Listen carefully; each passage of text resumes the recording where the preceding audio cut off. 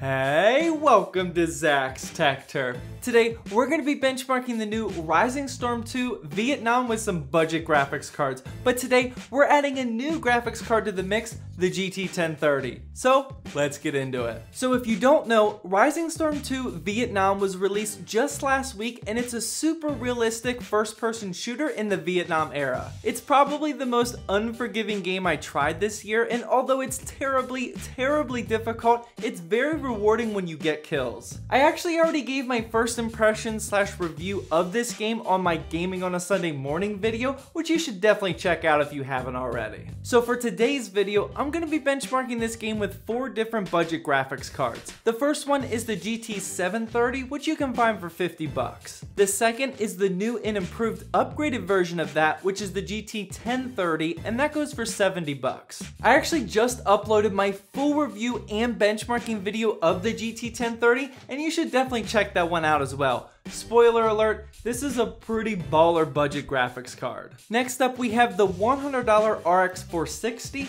and finally we have the top end of what I would consider budget cards, the GTX 1050 Ti, which goes for about 150 bucks. Real quickly, I did want to mention that I've already benchmarked these cards with other recent releases such as PlayerUnknown Battlegrounds, Bayonetta, and even Prey, so make sure you watch those videos as well. The testing rig I'll be using today is my main gaming rig, which is rocking an i7 4790K without an overclock, 16GB of DDR3 RAM, an MSI Gaming 5 motherboard, and the game is installed on a 2TB Western Digital Black hard drive. Now keep in mind that this testing rig is complete overkill for these budget graphics cards, but I did this to ensure that there were no bottlenecks and so that we could really push these GPUs to the limit. Alright, so first I benchmarked the bottom end of these budget cards, the GT 730. Here in 1080p and the lowest setting, I averaged a respectable 52 FPS, which was plenty for this super budget card. This is the only card that I would recommend turning on frame rate smoothing, as this will lock the FPS to about 62, so you aren't wasting resources going above that. This is the footage now, and you can see this was definitely playable. Next up, I tested the brand new GT 1030, which is quickly becoming one of my favorite cards of 2017. In 1080p and high settings, I reached 87 FPS, and this is what it looked like. I tried dropping down to Ultra and was only getting in the 40s, so I personally think this is the sweet spot for the 1030. If you're using a higher refresh rate monitor, I would knock it down to about medium, but for most budget gamers, I would say high is the sweet spot. Moving on, we have the RX 460, and this absolutely crushed this game in 1080p. With Ultra settings, I averaged 82 FPS, and it looked really nice. If you wanted to push this thing even further, you can dip into 1440p resolution, but I would personally stick with 1080p and Ultra to stay consistently at or above that 60 FPS mark. And finally, we have the GTX 1050 Ti.